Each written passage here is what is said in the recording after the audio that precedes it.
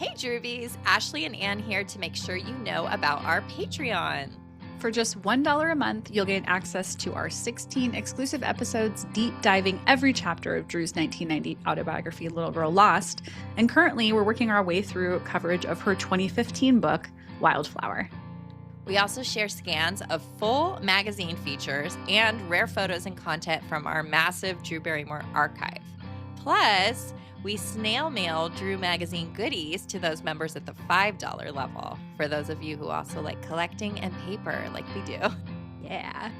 As independent podcasters, we truly appreciate the support and can't wait for you to join us. Patreon.com/HowDoYouDrew.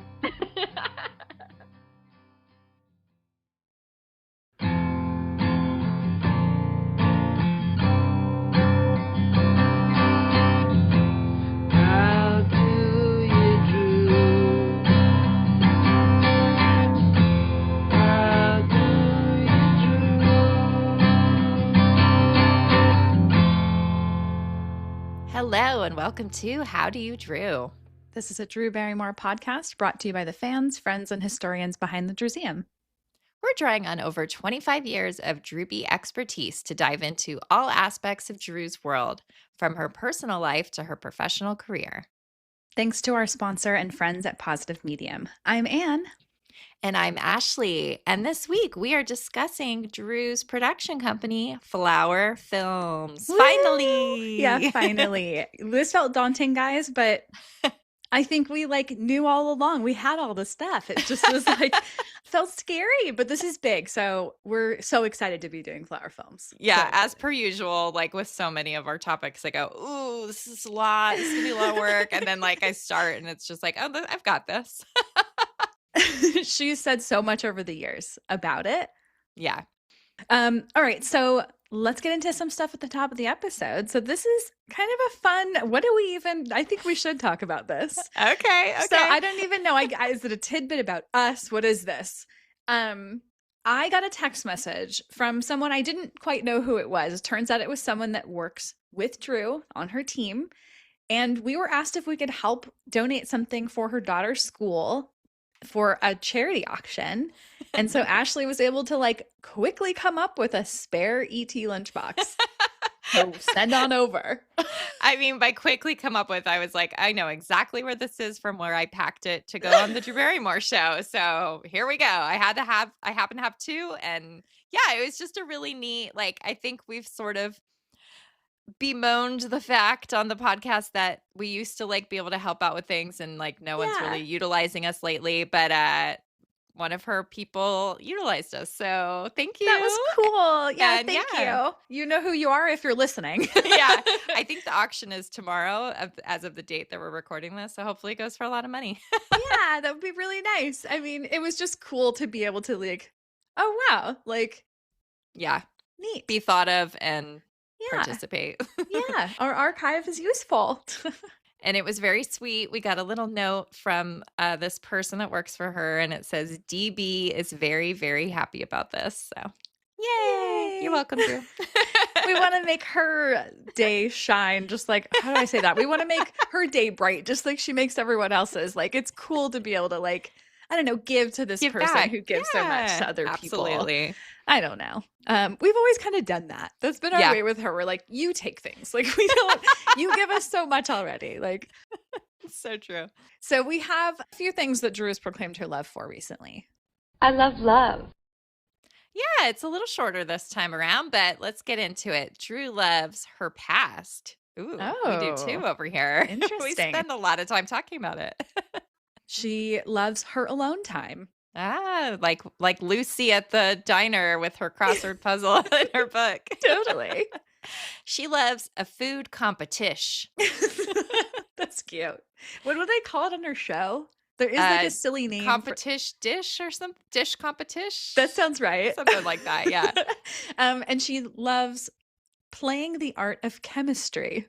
Yeah, which she's so good at. Does she mean rom-com queen? Oh, okay. I was wondering if it meant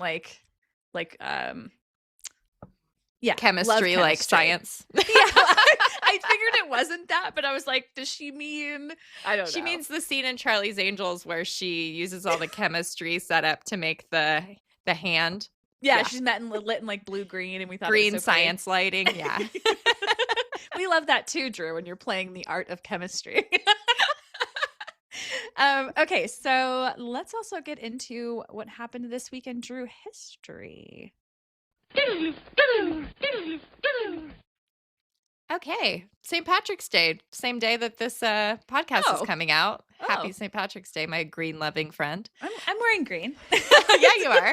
This has nothing to do with that, though. It was March 17th, 2005, and Drew was at Show West in Vegas. So if you guys don't know, Show West was this convention for movie theater owners, and they would do this like, basically like actors would come and they'd get honored, but a lot of times it was like their studios were also like promoting them. It's kind of an interesting thing. They changed One of it those to like CinemaCon award ceremonies, quote unquote. Yeah.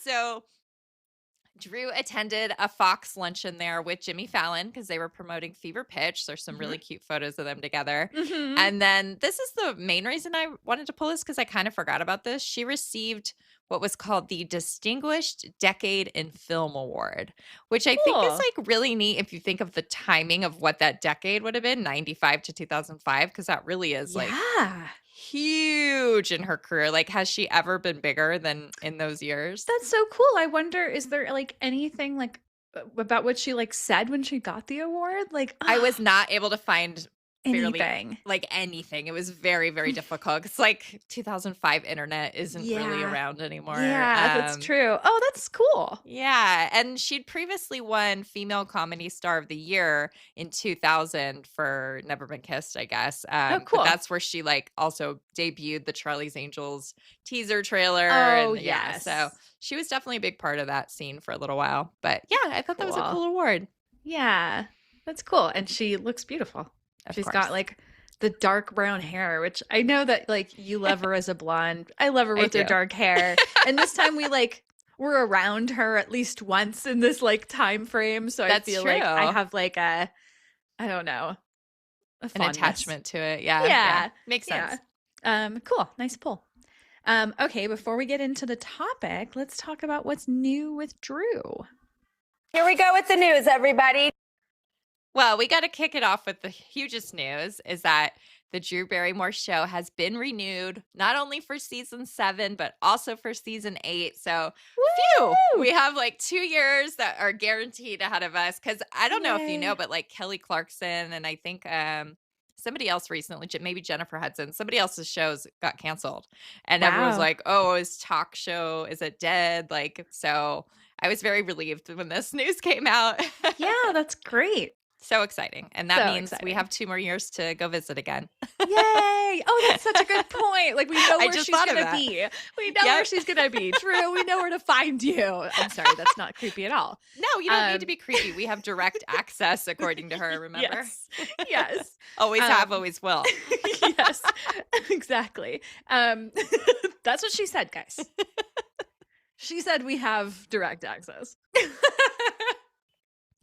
Okay, so this was really neat. So on the Drew Barrymore show, Drew actually spoke for what I believe is the first time ever publicly about her George magazine cover from 1996. Of course, this is the one where she's done up as Marilyn Monroe and the Happy Birthday, Mr. President vibes. We have a whole Marilyn Monroe and Drew episode from last year. Yeah. We definitely talk about like a little more details about this there, so you can go check that out. But it turns out that she'd actually given a small interview for a 2024 book called JFK Jr. An Intimate Oral History.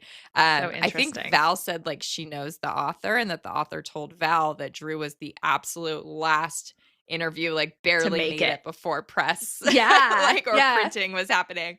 That's so cool. They're like, we got to get this in. Yeah. And thank God they did. So I was able to like get it from my library and quickly look up. There's only 2 little paragraphs from Drew, but there's like more people talking about the cover.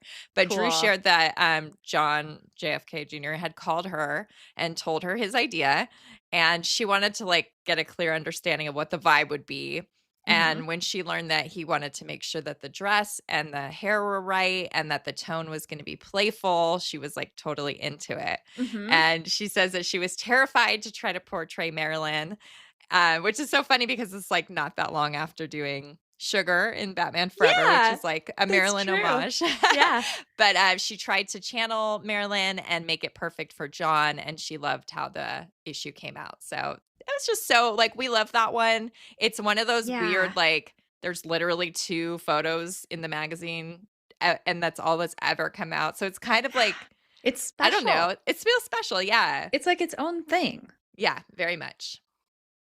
Okay, so a couple other new things before we get into the topic. It's kind of cool. Like, we get a little like flow of new things because Drew's in the, daytime spotlight. She's in the spotlight. So Drew led a conversation with Valerie Bertinelli with 92NY to celebrate Valerie's new book. Is it called Getting Naked? Yes. Yeah, well, you can watch, I guess you can stream it for $25, but we're both like, that's a lot of money. But Drew looks beautiful in the pictures that went up on Getty. I'm guessing they didn't let people bring their phones in because there's no like tagged photos. Inside pictures. Okay, I'll say something about the look really quick. The shoes look totally like a 1994 shoe, and I've seen her on the show wearing them. I love these shoes. These are totally my vibe. Yeah, don't they look like, I feel like they remind me of something from like 94.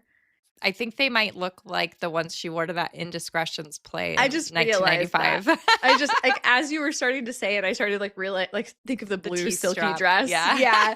You're totally right. It looks like those. And I've seen them on the show recently and thought like, those look like something else from her past. And I couldn't pinpoint it, but yeah, they're very cute. One other thing I just want to quickly say about Val's book is that she's like, they did a whole like 2-part episode on the show promoting it, which is really sweet.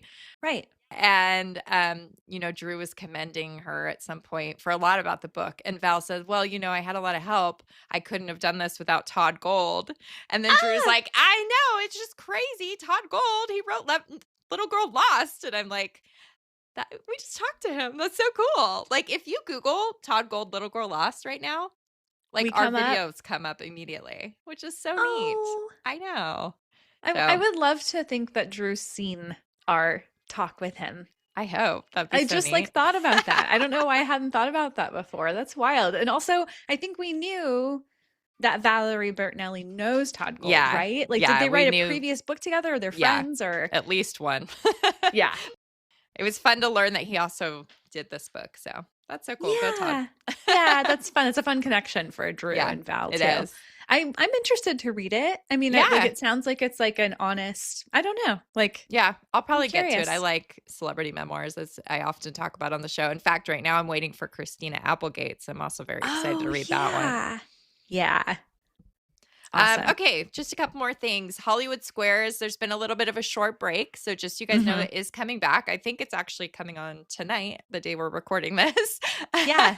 And as of right now, according to like press releases, there will be at least 21 total episodes for the season, and they're currently scheduled to air through May. So we got plenty more to come, and we will be doing our fun little segments about those next time.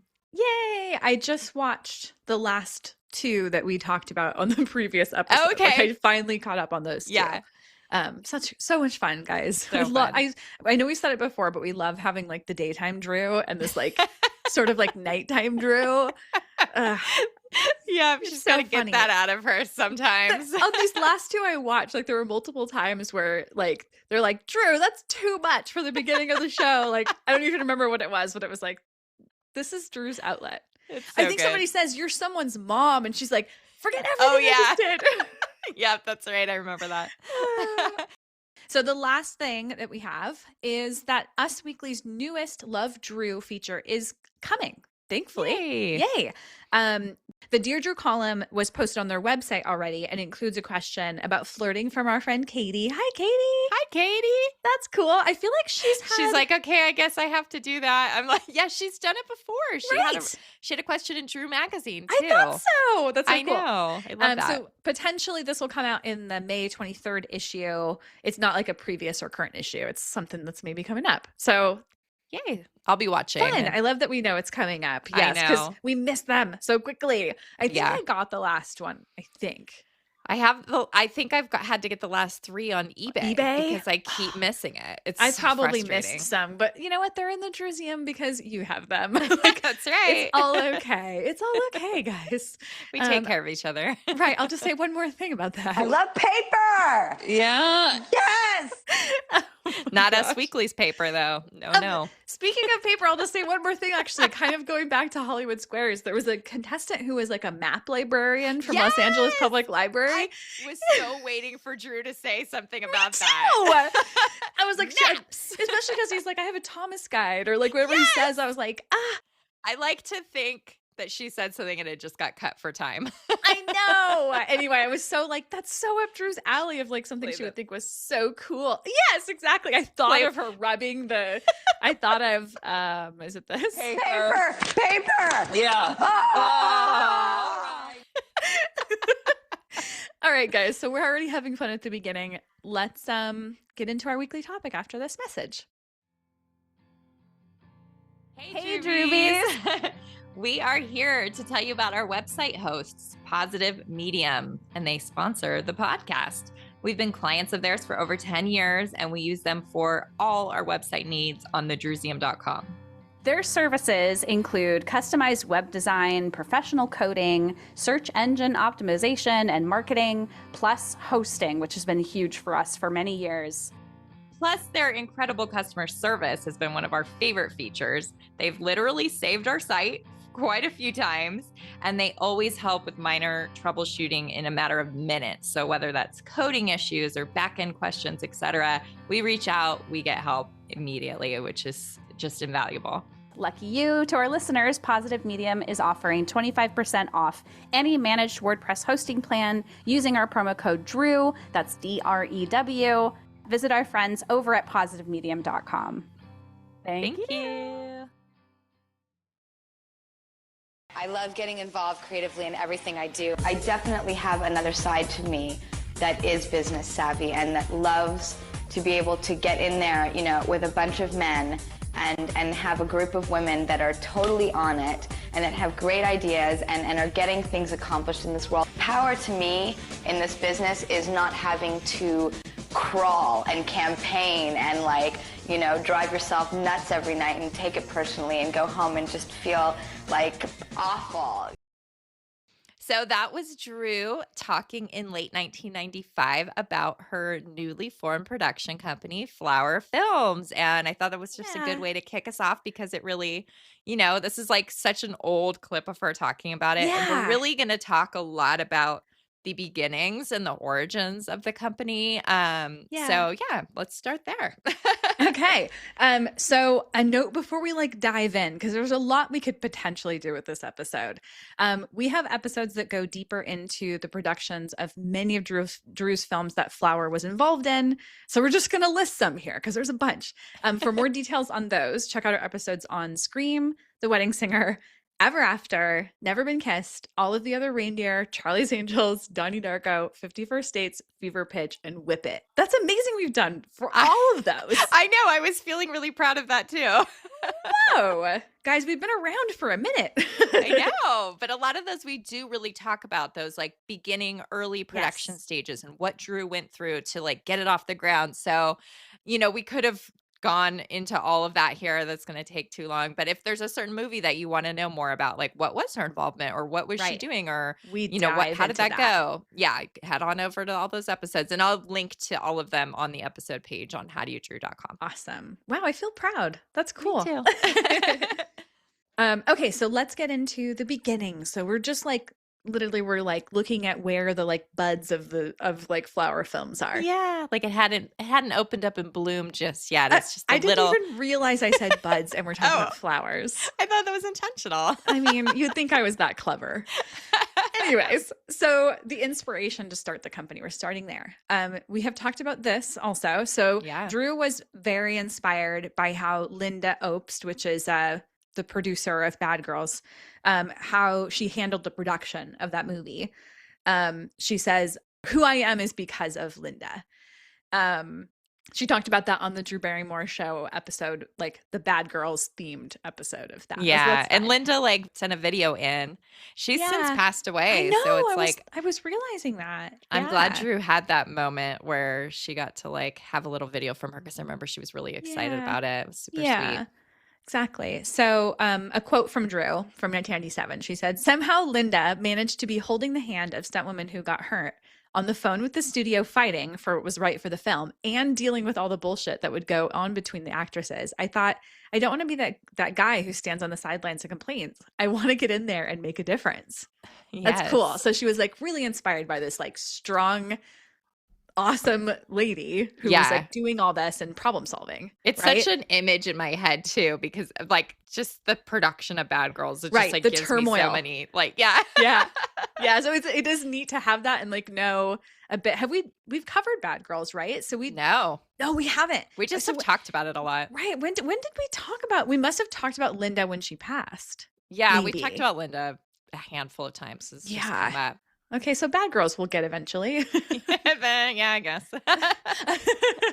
Okay, so let's listen to a little audio from inside the actor's studio. That was a movie that really changed my life in a weird way. Why? Well, I started getting ideas and I started getting excited about the process of like getting involved creatively, and I met a producer on that who I could see her on the phone all the time fighting for these battles, and whether she would win them or not, I thought, oh my God, what if I was like fighting for battles and I could win some? I know I'd lose a lot, but God, like what if I could? And I just all of a sudden everything clicked and I was like, I'm gonna be a producer. I love So that. cool. I love the look on her face. Yeah. She like has this like Epiphany. realization face. I don't know, the like eureka, I Totally. figured it out face. I So love cool. that. And it's also just like so cool. Like a badass woman in Hollywood inspiring another badass woman in Hollywood. Like, Yeah. we need more of that. Yeah, totally. Drew has also said, I was like, that's what I want to do. I want to produce. I want to be a problem solver. Yeah. And she's also shared the fact that after losing everything in her career, she's always been afraid that it would somehow be taken away again. Like this She is always says something she this. still talks about. Yep. Yeah. Yep. Like, thank God the Drew Barrymore show just got renewed for 2 Right, more because she seasons. probably was fearful that it was Yeah. like not Oh, going I'm to go that sure. way. I'm sure Yeah. every day she's worried that it's going to go away. Totally. She says that. Yeah. I know. But she also said that she thought, well, maybe if she created things for herself, they wouldn't have the chance to go away so quickly. So totally makes sense too. Like also, you know, I don't think we really put this in here, but this is at a time where she's being like kind of typecast as these Mhm. like lethal Lolitas and all Right. these types of roles. And she's like wants to create some new opportunities for herself and forge her own path. Right. We talk about this a lot in the Marilyn Monroe episode because of Oh, that yeah. whole like how Connection they have. when yeah. Marilyn kind of did that, it was to take control of her career in a way that like no woman had ever done. Right. Yeah. So cool. So cool. All right. So this is really interesting. Buckle in, guys. We have some very weirdly exclusive secret details that we Yeah. just discovered. Yeah, this is like public record stuff that Ashley dug. This is cool. So, Jade incorporated what was called Druid Entertainment, spelled Drewid. Not catchy. No, not really. I mean, I like how it sounds. Druid sounds fun. Druid Entertainment in December of 1982. So Crazy. ET was out for the summer, and then they were like, "All right, we need to like put this money into something," I guess, which is like, yeah, and it's weird. Like it's not the trust. Yeah, it's not the trust, you're right. But the only thing we know about, like the only place besides the like public document I found of the incorporation was that there was this dispute over something with No Place to Hide, that film. yeah, And somewhere in an article about that, it references the contract documents for Drew, say Druid Entertainment. So like interesting. her deals were being done through that. I don't really know. I'd love to know more. Maybe it's some kind of way like for her to protect something. Like, yeah, amazing. So cool. from that, the name was amended to Flower Films in July of 1994, which when you think of it, it's only 12 years, which that's weird. That is weird. It's weird, but that's also huge, like a huge amount of her life. So Drew said that she chose Flower because she's a hippie. I'm a hippie now. She originally wanted Daisy Films, but Marlo Thomas already had that name. I know. And I was like, that's the woman from St. Jude. Like, what a weird full yeah. circle moment. I wonder if she talked about it. Yeah, they had like some event that they did. Yeah. Right? Not that long ago. Yep. Drew decided that it was okay because flower means all flowers. So she's like, she never wants to leave anybody out. no, she's like, this is great. It's perfect. Like Flower Films is so simple, but Yeah. like, I mean, of course it is that. So how can we imagine it being something else? But like, no, but it really does. Like, I love how she even talks about her movies as being like these flowers she's planted. Like, it just Yeah. works on so many levels. And then she was able to like take that name and do Flower Beauty with it, which was like another amazing way to do that. Also just real like wildflower. The Yeah. name wild, like it's just her vibe. right? Flower Beauty, perfect. Like, Yeah, anyway. it's so good. so cool. So I love that transition, weird transition from this like old incorporated thing to Flower Films. I know. And It's it so gives weird. us like the official date, like July 94. Flower Films is legally a company. Like, so Yep. cool. Yeah. Do we know? Okay, do you remember exactly when Mad Love filmed? Because I'm just curious, Yeah, like how it's soon? Very close to this time. Like, Okay. it's in that time. It's like May, during June, that. July. Oh my god! So she Yeah. literally like came back. We'll talk about like the connection to Mad Love, I guess, right? Yeah, I'm sure. yeah. So anyway, that's cool to think about how quickly that moved. I love it. Okay, so now we get into like the characters that were involved. Okay, so this again is sort of erased from history. People don't really talk about this so much, but originally it was Drew and Kim Greitzer, and Kim was Drew's assistant. She started with her around 1992, and they started Flower Films, the two of them. And I have a cool quote from Interview Magazine 1995. Drew said, "It was like this amalgamation of two spirits. We wanted to work hard, and we didn't want our sex or our age ever to be held against us. We just wanted to like fucking go forth with our dream. And our dream was to have a production company. It's two girlies wanting to make good movies with people who are passionate. And I never thought that I would be into this side of the business, but I found myself really into it. We're very much on the same wavelength in the business sense. We sit down with like our iced teas and cigarettes at our desks, and we just plow through the day." So this is like how it was beginning, Drew and Kim. But during filming of Mad Love in summer 94, as you said, Drew met Nancy Juvonen. She was visiting her brother. I think her brother supposedly worked on the film. He doesn't have a credit or anything, but that's what It's like we've Jim. heard. Yeah, Jim Juvonen. Okay, like Jimmy. Yeah. And soon after this, Drew called Nancy, left her a voicemail, or I guess it was probably on her old school answering machine, and dared her to come to LA and join Flower. So, you know, it was Drew and Kim, and then Drew was like, "Oh, let's bring this Nancy lady in here too." And Nancy mainly started as Drew's like personal assistant. She was like running errands for her. Nancy did too. Yeah, cleaning the pool. Like, I feel like my interpretation I don't is think I remembered that. yeah, Drew and Kim became the like heads of the company, and Nancy was like an assistant, you know? It's crazy.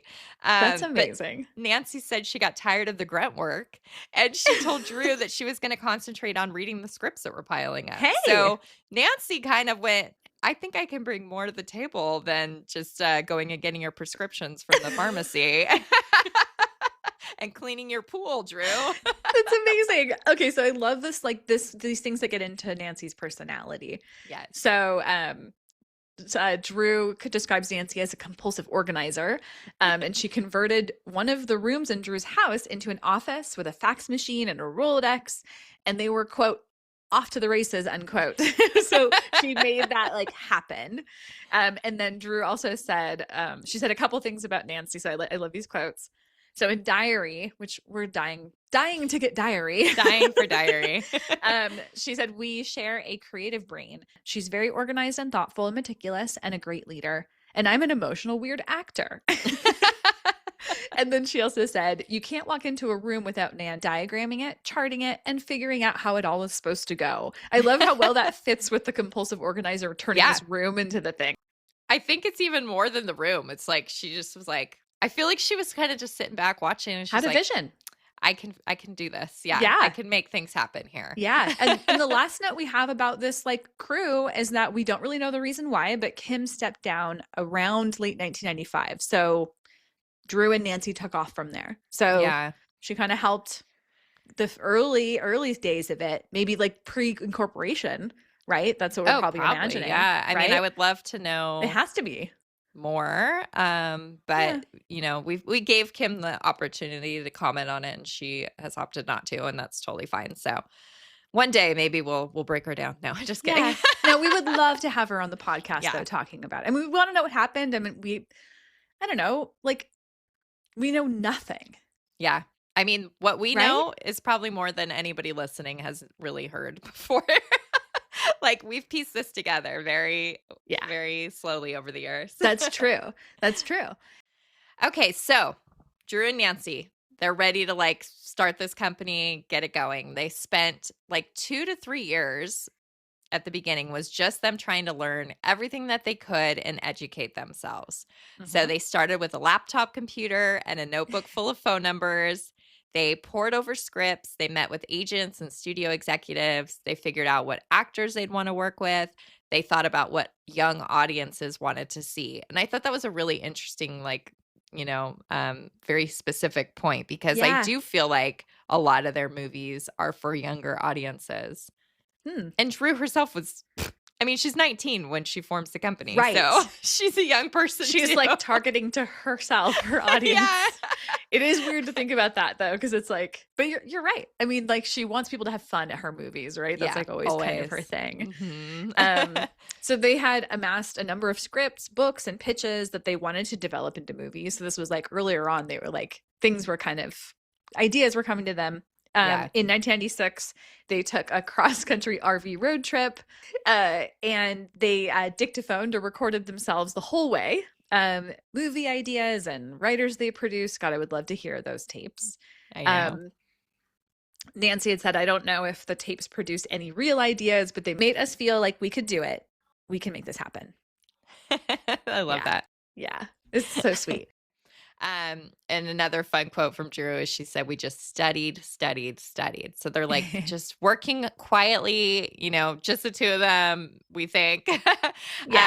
Drew also said, everyone wants that producer plaque on their door, but it takes an extraordinary amount of work to get there. It takes education and research and really going to the College of Film and Production, their own version of college. Yes, of course. The College of Life or whatever she has called it. Yes. Okay. So this is like one of the points where she's like kind of practicing. They quietly worked on Scream the Wedding Singer and After without taking credit, but they were, quote, getting their feet wet and getting involved. So there we go. They were kind of getting their way. They were making their way. So this is exciting. This is like moving forward. So they signed a first look 2-year deal with Fox 2000 in August of 1997. And we have a couple quotes from people at Fox, which is neat.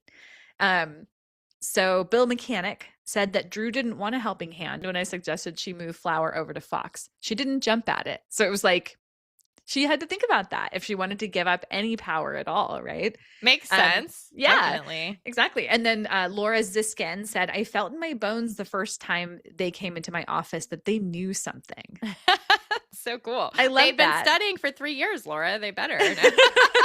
They knew something. Yeah. I like how Nancy describes it. She said, we pitched them like 9 projects like any other producer would and told them what we were looking at for the future. And they invited us to have a first look 2-year deal. So cool. Now we're really like off to the races. Like truly now things start getting big and real. It's really neat. Yeah, totally. Okay. So they start to really like get established by the late 1990s. And they get their office on Sunset by 1998. It's described as MTV meets Romper Room, the walls painted yellow and green and midnight blue and decorated with photos and movie posters and an amusingly large 45 RPM record of Yellow Submarine. And then there's like another really fun description about it. Decorated like a funky coffee house with board games on the shelves, bowls of candy everywhere, and a snifter of brightly packaged condoms in the reception. Perfect. Perfect, right? Yep. So we have seen some photos of this office.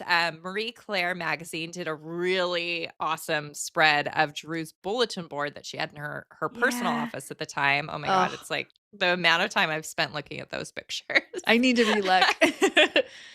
But we also got video footage because Ruby Wax, who is like I think she does like a UK show, even though she is very much like East Coast Yeah. from America. But she's so funny. So she went there in 1998 and did like a tour and an interview with Drew. And then the aforementioned cool. Diary from 2001 also did a really great tour of the office. And luckily, there is like a separate cut of just the office tour that's on YouTube. And Yeah. we have that, which is amazing. But yeah, those descriptions of the way this office looked like feel very accurate. Like it was very like playful and like kind of messy, but in a really like fun way. I always think of like Courtney Love. I think it was on the Celebrity Profile. She's like, "Oh, little Drew, like, can she do this?" And then she's like, "I go up there to get inspired now. Like, it's so amazing in there." That's so cool. I love that.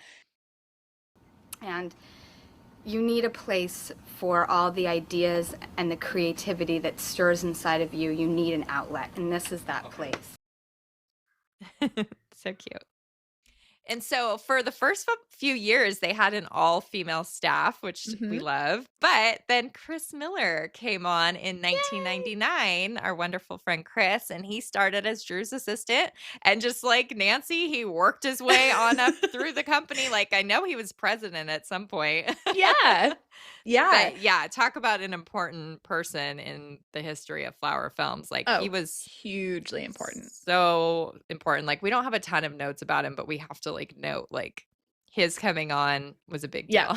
And he ended up like producing things on his own and stuff. Yeah. And it's amazing. I mean, if you guys don't know who Chris Miller is, we mention him all the time, but he's running the Tonight Show now. If you're brand new to this for some reason, that's where he's gone. Like Chris Miller's the best. Yeah, we love him. We owe a lot to him.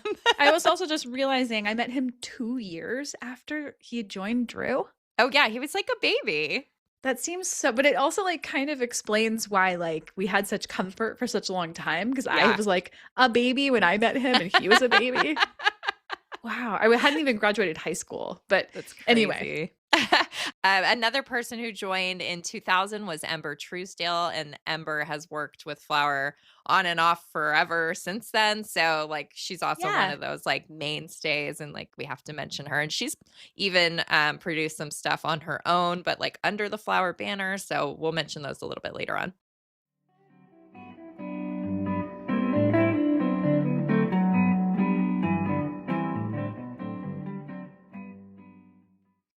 Okay, we kind of want to just mention what their logo looked like at this time. It was really cute. It was just this like little hand-drawn, simple flower. The first time I remember seeing it is at the end of all of the other reindeer. And there's like jingle bells playing as it like swipes across the screen. And it's so cute. So cute. It's like typewriter font, all lowercase. Yes. Yeah, and the flower on it. We talked about getting this tattooed for a long time. Oh, I forgot about that. Oh my gosh. Yeah. I feel like we did. I feel like I remember thinking I wanted it to get it like maybe in white, and I was like, I didn't want to get an outline, and now I like know tattoos better. We still haven't gotten a tattoo together.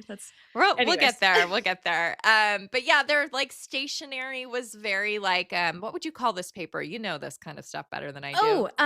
It's like craft paper. It's like it looks like a paper bag, basically. Yeah, like recycled almost look to it. We're lucky enough to have a couple examples of this in our collection of the Drewseum. Just a few things that were mailed to us over the years. And they also used to do really cool Christmas cards. Every year it was like a different theme. They often featured like the dogs of the company. Yeah. And it was just like, this is sort of like the heyday of this like happy, feel-good company to me. Yeah, totally. I just thought it would be fun to mention that some of the Christmas cards were featured on our episode of Collector's Call because we've got some in the Drewseum. Yeah, they like those. So it's just like a fun little like thing. And I love that we have some like Flower Films ephemera. Me too. I've always loved it. It's one of my favorite things in our whole collection. So cool. They're so special. Yeah, they really are. Okay, so some of the notable films that they worked on for years but never came to be. This happens all the time in production companies. We just know that these ones like production hell, and then nothing. It got like mentioned for years. Yeah. I feel like there's another one, Suddenly Dorothy or something. Oh yeah, Is that one still comes up. Yeah. Okay. No idea. So we've got some of these notes on a couple though. So All She Wanted is the story of Brandon Tina, which Boys Don't Cry was made, and that ended up being a competing production, like hugely competing. And if you guys don't know Boys Don't Cry, that's an amazing movie. So that would be hard to compete with anyway. And also, I didn't note this, but Diane Keaton's company was like going to work with them on that. Like, I believe her company brought it to Flower, which is so interesting. Interesting. I think I remember you saying something about that, but it's fascinating. But I remember this being mentioned. I think Drew was thinking about playing Brandon Tina at some point. No, the whole time. That was the plan. Wow. Imagine that. I can imagine in 95. I can't imagine in 98 when they were literally like, this is our next movie we're going to do. Right. Okay. So another really interesting movie, Frigid and Impotent. So I think we've talked about this a little bit. I think we've talked about this movie more than anyone on the planet has ever talked about this movie. So the movie was going to be a dark comedy about a serial killer couple on the run. They would have worked alongside Michael Stipe's production company on it with director Greg Araki, which it would have been so cool if Drew was in a movie directed by Greg Araki. This would have been a weird one, but it was one of the projects that Drew originally pitched to Adam Sandler when she met him. Like, she thought this would be a great film for them. That would have been such an interesting turn of her career. That is one of those like, oh, what could have been. It would have been really edgy. Yeah, and we have learned that there are a lot of documents regarding this movie in the Academy Museum collection, the library, right? It's called the library. Yeah. And so luckily there's like a good little write-up of summarizing what the items are, but there's that was fun. Oh, I cannot wait to go see these one day. There's like letters that Drew was writing to Greg Araki. And yeah, you can kind of see like she has like ideas for casting. And then it comes to a point where she's like, for the sake of my career, I have to let this go. Like New Line is not working with us. Like it's not going to happen. It's crazy. We could do probably a whole episode on that. Well, and yeah, we haven't even seen them, and yet the archivist who did that collection really went extra on describing it. It was cool. Thank God. I know, it was so cool.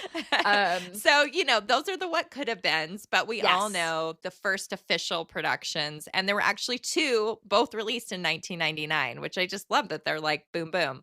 Yeah.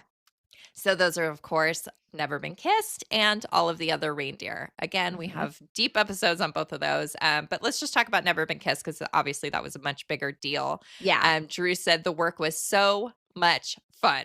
It was so great. It takes up every second of your time and you never get upset for a second. In fact, you're like, more hours in the day. And again, from Fox, Laura Ziskin said that they were full service producers involved in everything. So like there's a lot of fun stuff that we mentioned, I'm sure, in our Never Been Kissed episode about this. But Drew really she took this one seriously, and the movie came in on time and under budget. And it was like, we were given a chance, and yes, we succeeded. And now we can get another chance. Like it's a really big deal. Yeah. Huge deal. And she was stoked. It worked out. And that film, I mean, you'll hear in our episode, but the film was like well received. People love that film, including us. So let's kind of jump to the early and mid 2000s. We've got a couple incredible things come out, guys. Quite a few. Charlie's Angels, which we just did our episode on. So check that out. We talk a lot about the production of that. And Donnie Darko, which of course we love. That was like one of the first films we covered on this podcast, really. I feel like it was the first year. We've always loved it. You can hear us gush about those elsewhere, but we love both these films. Charlie's Angels was a huge, big budget production with everyone watching, tons of pressure. And Donnie Darko was kind of the perfect anecdote and reset after that. I love to think about those, the dichotomy. Oh, absolutely. They're filmed back to back. Like I know that Richard Kelly came to the set of Charlie's Angels to meet with Drew in her trailer. Cool. And it's so they are so different. I love that Never Been Kissed, Olive, Charlie's Angels, Donnie Darko, very different projects from each other. Oh, huge wide range of And it's interesting how it sort of felt like that was the way they wanted things to go, but that's not really where things ended up going. Because It's like, Yeah. so over the next few years, they had really big releases, but we have the sequel, Charlie's Angels Full Throttle, Yep. Duplex, 50 First Dates, Fever Pitch, and Music and Lyrics. And these are all like a little more similar, I would feel. Right. You To know? each other than like the Yeah. first few. Yeah. Yeah. And then Drew also executive produced and directed the documentary The Best Place to Start. I don't know if it's like technically a Flower Films production. It's not in the credits that way, but she's the executive producer and like her people worked on it. So I'm like, it counts. Yeah, those kind of things are interesting where like it'll be a company and not her, or her Well, and yeah, not the 50 company. First Dates. We learned Right. she's not a producer on that movie. On her own. What? Or nor is Adam Sandler, we realized. Yeah, Like neither yeah. of them was on their own. So it's like, what? Did they just give like full, like everything kind of fell into the production company? I don't know. Yeah. Have we so covered wild. Best Place to Start in any way? I don't feel like we have, right? No. I would love to though. It's so Right. cool. It's all about voting, guys. It's very interesting because I remember like watching it. I was, younger than her, obviously, and feeling like uneducated the way that Yeah. she did, Yeah. Anyway, it's really good. I loved that. And it was very personal. I got to So see a lot of personal. like personal footage of her.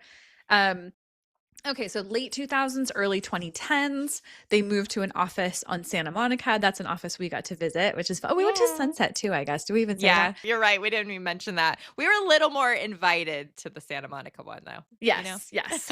So the office on Santa Monica had this beautiful red door. Oh, yes. It was very nondescript, though. It was just like a white building with a red door. Yeah, it wasn't labeled at all. But I feel like it's very how do I want to say this? Like the old office is like dorm room, kind of like fun and, hungry hippos games and stuff like that. Yeah. And then the office on Santa Monica is like the grown up, more mature, beautifully decorated, still all the like fun photos and stuff like that on the walls, but like it's the more sophisticated version of Flower Films. Yes. I mean, one of the things I remember about that office, they had these chairs, these like Those beautiful chairs. yellow chairs that were like upholstered. And I had one in my bedroom that was almost exactly like that. Do you remember Yeah. the like pictures? I actually pulled a picture of the yellow bathroom with the chair because it had John Barrymore's photo on it. I pulled a picture for the episode.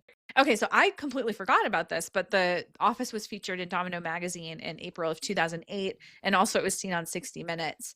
We do know that a lot of the furniture pieces in this office building were sold. Oh, yeah. Drew did this like sale that I still don't understand or remember why we missed out on this, but a lot of the pieces that you can see in the Domino feature were sold. And like, where did they all go? None of them have ever come back up for sale anywhere. Like, Yeah. it kills me. Those chairs with the FF calligraphy, those were sold. I'm like, I would give anything for those. Like, who has those? I want that. I know. What the hell? I know. Hopefully someone with the it's- initials or something, or like, I just Yeah, hope hopefully those not things somebody who reupholstered them. I was just gonna say that. Okay, so some new faces who ended up becoming kind of important longtime employees came into the picture at this time. So Kelly Smith, Omar Logda, Mason Hughes, and Tony Crago, who we have 2 episodes with. So we got pretty friendly with Mason and Tony when they were working with Drew.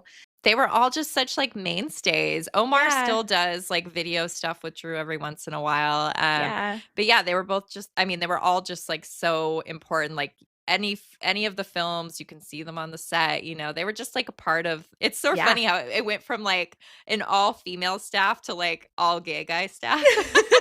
Basically female. They're female adjacent. Yeah. So also they had Brent Kyle who joined, and we believe that Brent designed the new and current Flower Films logo because he did a super similar design for Drew's tattoo on her arm for Breathe. So if you see it, it's got the same kind of outliney font. And he did the Whip It title graphic. So we think he was responsible for their new look of their thing, and it's stuck. Yeah, it's still there. It's I know, really cool. It's really neat. Yeah. Jimmy Fallon, I feel like more than once I've seen pictures of him wearing T-shirts with the new Flower Films logo on it. Hey, I want a t-shirt. Me too. I'm like, how do we Give get us a one? t-shirt. Come on, Jimmy Fallon. You're listening, right? Just because you're married to one of the co-founders. Come on. Yes. So some other big things that they did at this time, they did the huge ensemble piece, He's Just Not That Into You, with like It's kind of crazy when you think about some of the star power of that movie. Like, Drew's Right. part is so small, I don't really think about it that often. I've probably Does seen it have it like once. Ben Affleck in it? Ben Affleck, Like Jennifer Aniston, Scarlett Johansson? Scarlett maybe? Johansson. Yeah. Yeah. I know. I feel like I've only seen it once, maybe twice at the Yeah. most. But I remember it being kind of enjoyable, but it is a huge ensemble. You're right. And like, what a big deal for them. Like, that's amazing. Yeah. I think Yeah. it made money. And then more importantly to our hearts, Drew's feature directorial debut, Whip It. We love Whip It. It was literally the first movie we ever covered on the podcast. Yes, we did over 2 episodes. Yeah. It's so cool that this like producing for a while, and then finally she got to produce and direct her own I know. film. And just like imagine the whole crew like helping her out with it. It's just so neat. I mean, one thing I thought of, just like going back to like Domino, because there were pictures where you could see like her, like the wall of Yes, her inspo pictures. Yeah, and I think about when I think about Whip It, I think about her like putting together her like vision boards and all that. Totally. It was cool to like see it in the office in Domino, like in the background. Yes. Like Oh. so neat. So neat. They also, Drew directed a music video / short film for Best Coast called Our Deal, and a bunch of the Flower people worked on that as well. Again, I don't know if it's like technically a Flower Films production, but I'm counting it as well.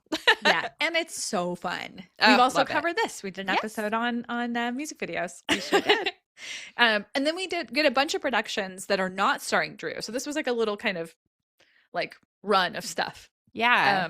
I don't think I've seen I've any seen of these things. None of them. Okay, so we're just admitting this, guys. We love Flower Films. We absolutely love Drew. We just haven't watched all their projects.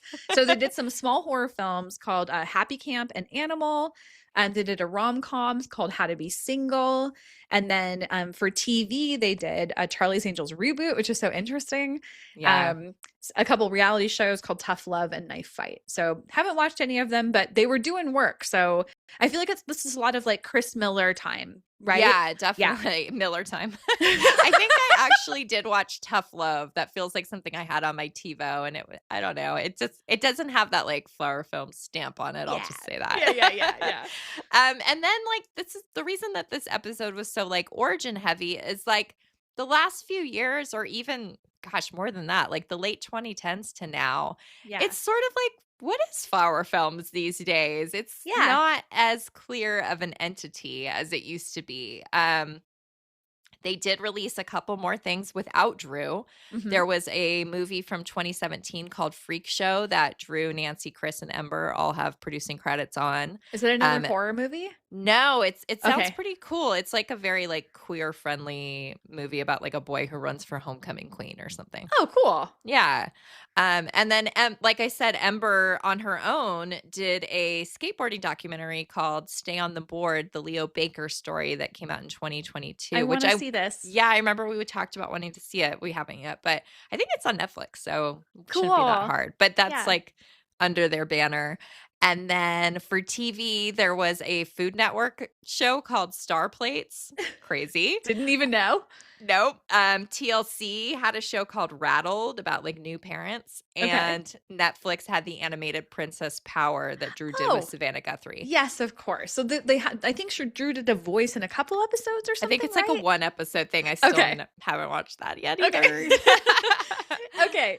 So let's get into like the final thing. So final credits that Drew acted in are the 3 seasons of Santa Clarita Diet, which that was like tons of content, which is so great. We will get into that at some point. I know. I keep every time I think about it, I'm like, how are we going to approach this? It's like such a different thing for us to cover I don't because know. it's like so much content. We might have to do like, I don't know, Split it like up. similar to how we did 2000 Malibu Road. Yeah. Except that was 6 episodes, period. yeah. We might have to like do it like in bigger chunks with something like that. It might be our summer series. Yeah. You never know. Anyway, speaking of things I haven't watched, The Stand-In. I will get to it eventually, but that's the last film that Drew released and starred in, and it never went to theaters. No, it never went to theaters. Came out during COVID. I watched that movie and could not believe it was a Flower Films production. It Mm. just makes no sense. It's a really weird project, and it just doesn't feel like them.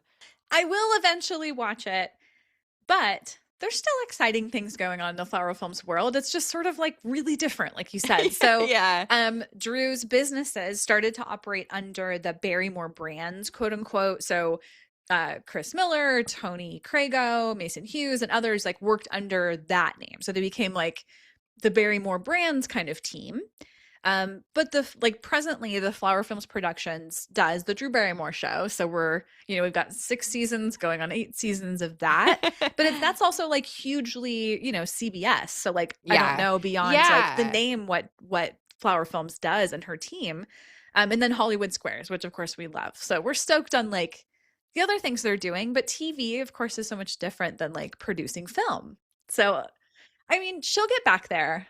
I know she will. The other big question though is like, where is Nancy in all this? Like, right. We have this 2017 movie that she has a credit on, but other than that, it's like, I have no idea if she's even technically part of Flower Films anymore, which is so weird. When Drew talked about her really recently, like there was that clip, did she still call her partner? I guess she was saying her best friend. I think she said both. And that is crazy that clip came out like as we were getting ready to do this episode. I'm like, well, how does this happen so often? So fun. I know. So we, I think that's maybe that's why we kind of like held off. We're like waiting for like Flower Films to like have some like finale or not a finale, but like have a wave. I don't know. They made an Instagram account like 4 years ago, and there's like nothing on it except like their projects in the highlights. Like it's all so mysterious these days. So interesting. I'd love to know like what's in the Flower Films archives, like beyond just a million scripts that were sent to them, but like I don't know. It's fascinating to think about that. Oh, yeah. We used to just imagine they had like a room of movie memorabilia because they would like they would give us stuff. It's like, where's this all coming from? They must just keep it all somewhere. Just have a room full of it. I mean, probably, they get like a bunch of promo stuff. So let's just wrap this up with a little clip of Drew explaining why she loves producing. I love having creative control. I love being in charge of my own destiny. There was a few years where I made a few films that I thought, oh, this is different than how I thought it would be. I had this original intention in my mind, and it's quite different than that. And I sort of got obsessed with the idea of, well, what if I could see that vision through? And I love problem solving. I feel so good about the end of the day if I've done something to make someone happy. But I also feel really good that I have a place to put what keeps me up at night, which is this fueled creativity. I don't know if it's good, but it's inside of me, and I have to have somewhere productive and cathartic and healthy to put it out. And so producing enables that for me a lot. I love that. I love that we've finally gotten through Flower Films and blossomed out the end. The garden is blooming. Well, and it's just so freaking cool that 19-year-old Drew just decided, I'm going to do this. I want to be in charge of my own destiny. I am going to figure out how to do it all on my own without any real help except from like other cool women. And like, look at what they've done. Yeah, I think that's one thing Drew says on that. It really recently, she's like, we've been doing it 30 years. Yeah. Like, it's amazing. Like that's cool. Like she like made her own destiny. Like her having done that, I'm sure is why she has the career that she has now. It would have been a little different if Frigid and Impotent happened, but and Boys Don't Cry / All She Wanted. yeah, all of that. Like that different, I don't know. But it's cool. This is an important era that continues in Drew's life. Yeah, and we're so proud of her. Yes, we are. We are so proud of our Lots girl to be inspired by. So if you guys are feeling inspired by this reporting and you're like, wow, I learned so much cool new stuff I didn't know, you should go leave a review saying that, or you could give us some stars, or you could subscribe to us wherever you're listening. You can follow us on Instagram at How Do You Drew Pod and also at Drewseum. And you can also leave comments on episodes on Spotify and YouTube. We really love engagement. We will always respond back to you. We are very approachable and friendly and fun people. Self-proclaimed. Yeah.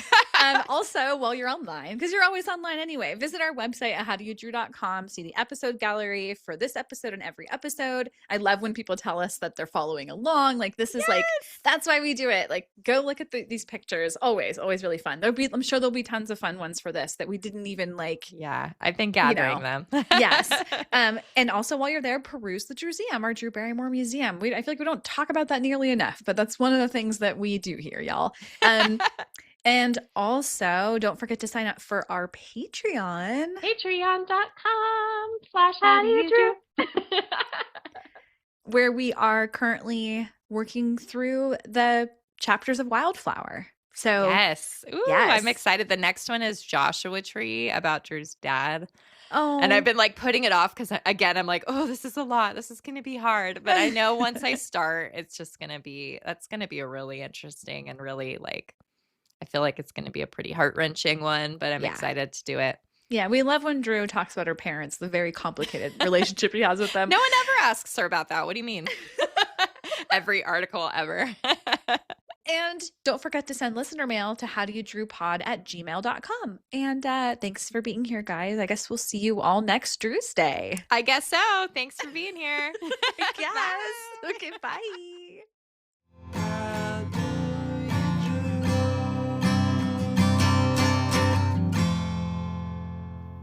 This episode of the How Do You Drew podcast was researched and produced by Ashley and Ann from thedrewseum.com with help from our sponsor, Positive Medium.